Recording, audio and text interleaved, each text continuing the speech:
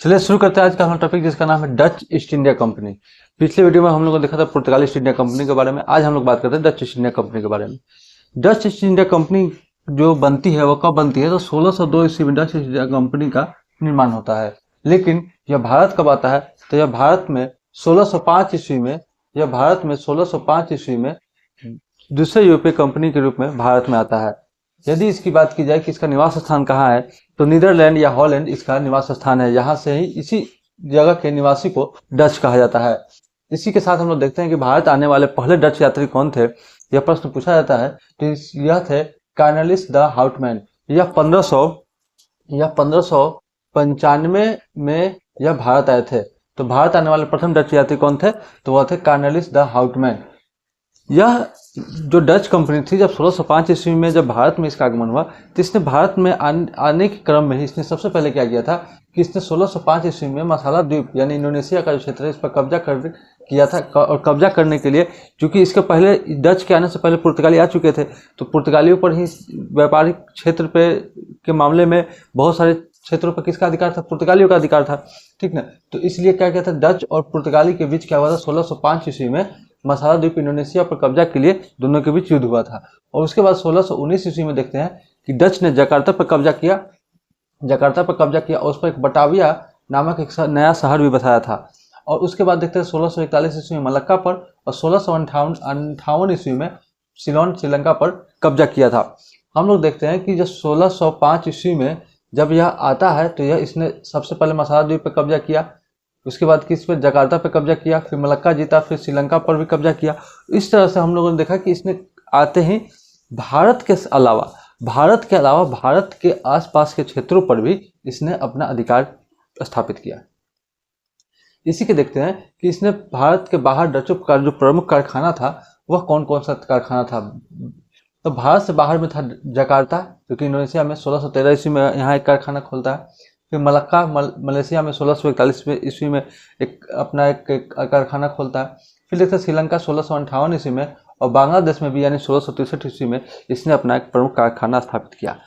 भारत के साथ व्यापार तो मसालों का होता ही था, लेकिन मसाला के साथ साथ भारत और डच के बीच सबसे प्रमुख जो व्यापार था वह था सूती वस्त्र का। तो भारत में सूती वस्त्र का निर्यात का वस्तु बनाने का श्रेय सब किसको जाता है? तो वह जाता है किसको? डच को जाता है। भारतीय वस्त्र को यानी सूती वस्त्र को व्यापार का वस्तु बनाने का श्रेय किसको जाता था? तो वह डच को जाता था। उसके बाद बात करते हैं भारत में प्रमुख कारखाना। बात करते हैं कि भारत में डच आए तो उसने कौन कौन से प्रमुख कारखाना की स्थापित किया। तो उसी क्रम में हम लोग देखते हैं कि सबसे पहले इसने 1605 ईस्वी में ही मसूलीपट्टनम पे कारखाना खोला। उसके बाद 1610 ईस्वी में पुलिकट पे, 1616 में सूरत पे, कराईकल पश्चिम बंगाल में कराईकल तमिलनाडु में 1645 ईस्वी में, चिंसुरा पश्चिम बंगाल में 1653 ईस्वी में, कोचीन में 1663 ईस्वी में, और पटना में भी यानी बिहार के इस पटना में भी 1632 ईस्वी में अपना कारखाना खोलता है। इसी में देखते हैं कि पश्चिम बंगाल में जो चिंसुरा पे कारखाना खोलता है, यहीं पे चिंसुरा में ही गुस्त हाउस फोर्ट एक किला का निर्माण करता है, और कोचीन में विलियम फोर्ट का निर्माण करता है। तो यह दोनों निर्माण किसके द्वारा किया गया है? तो यह किया गया है डच के द्वारा। चिंसुरा में गुस्त हाउस फोर्ट और कोचीन में विलियम फोर्ट का निर्माण किसके द्वारा किया गया है? डचों के द्वारा किया गया है। डच जो आए थे, तो डच ने अपनी दो राजधानी रखी। 1605 से 10 ईस्वी तक इसने राजधानी रखी मसूलीपट्टनम को, और 1610 से 1795 तक, यानी 1795 के बाद यह भारत से चला गया था। तो 1795 लास्ट था, तो 1795 तक इसने अपनी राजधानी कहाँ रखी? पुलिकट रखी। इसी के बीच देखते हैं कि भारतीय वस्तुओं पर डचों का व्यापार क्या क्या था। तो डचों का व्यापार मसाले जो काफ़ी प्रसिद्ध थे, तो दक्षिण भारत में मसालों के साथ व्यापार। उसके साथ देखते हैं सूती वस्त्र का दूसरा प्रमुख जो था क्या था? सूती वस्त्र। पश्चिम बंगाल नहीं, बंगाल ही कहिए, बंगाल और गुजरात के साथ होता था। कच्चा रेशम या मध्य भारत के साथ, और नील यूपी के साथ, अफीम या सोरा का व्यापार बिहार के साथ डच किया करता था। इसी बात देखते हैं कि 1759 ईस्वी में बेदरा का युद्ध हुआ, जिसमें ब्रिटेन की तरफ से क्लाइव थे और डचों के बीच यानी ब्रिटिश वर्सेज डच, इस दोनों के बीच युद्ध हुआ 1759 ईस्वी में। और क्या हुआ, ब्रिटिश जीत गया, डच हार गया और फाइनली 1795 ईस्वी में डच भारत छोड़ करके चला गया। इसी क्रम में भारत के मानचित्र में हम लोग देखते हैं कि इसने कौन कौन सी कंपनियां स्थापित की थी।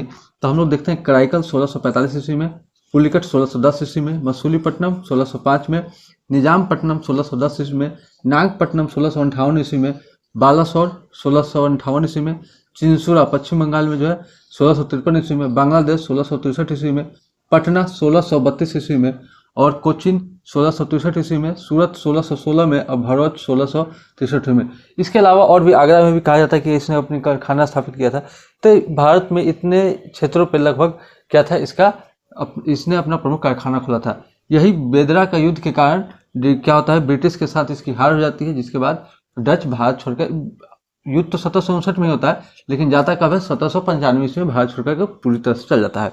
एक प्रश्न यह भी पूछा जाता है कि पांडिचेरी जो क्षेत्र है, इस पांडिचेरी क्षेत्र पे कौन कौन सी कंपनियों का अधिकार था और कोचीन पे। तो पांडिचेरी पे सबसे पहले तो आए थे पुर्तगाली। जब भारत के लगभग किसी भी क्षेत्र पर सबसे पहले अधिकार किसका होगा, तो लगभग पुर्तगाली का हुआ। क्यों? क्योंकि पुर्तगाली सबसे पहले आए थे। तो पांडिचेरी पे भी पुर्तगाली का अधिकार था, कोचीन पे भी सबसे पहले किसका अधिकार था, पांडिचेरी का, सॉरी पुर्तगाली का। लेकिन उसके बाद पुर्तगाली के बाद पांडिचेरी पर किसका अधिकार था, डच का, और कोचीन में भी किसका अधिकार था, डच का, क्योंकि पुर्तगाली के बाद कौन आए थे, डच आए थे। ठीक, और पुर्तगाली के बाद पांडिचेरी में पहले पुर्तगाली, फिर डच, फिर ब्रिटिश और उसके बाद फ्रांसीसी, यानी इस क्रम से क्या था, सबका अधिकार था। पहले पुर्तगाली का अधिकार था, पुर्तगाली से कौन अधिकार कर लिया, डच कर लिया, डच से कौन अधिकार कर लिया, इसे ब्रिटिश कर लिया, ब्रिटिश से कौन अधिकार कर लिया, फ्रांसीसी। हम लोग जानते हैं कि कराईकल का, यनम, माहे, ये सब क्षेत्र पर किसका अधिकार था, फ्रांसीसी का। तो लास्ट में जो है सो सबसे लास्ट में किसका अधिकार था, फ्रांसीसी का। कोचिन में देखते हैं तो पुर्तगाली से अधिकार किया, उसके बाद डच अधिकार किया, उसके बाद ब्रिटिश अधिकार किया। लेकिन पांडिचेरी में भी पुर्तगाली, डच, ब्रिटिश और फ्रांसीसी, यह अधिकार कब से कब, यह अधिकार समझिए 1947 तक कोचिन पे अधिकार किया रहा, कौन, ब्रिटिश। तो इस तरीके से यह प्रश्न पूछता है कि पांडिचेरी पर कौन कौन क्रमबद्ध क्या किया, अपना अधिकार स्थापित किया। ठीक है, तो आई होप कितना कुछ समझ में आया होगा। फिर मिलते हैं नेक्स्ट वीडियो में, तब तक के लिए धन्यवाद।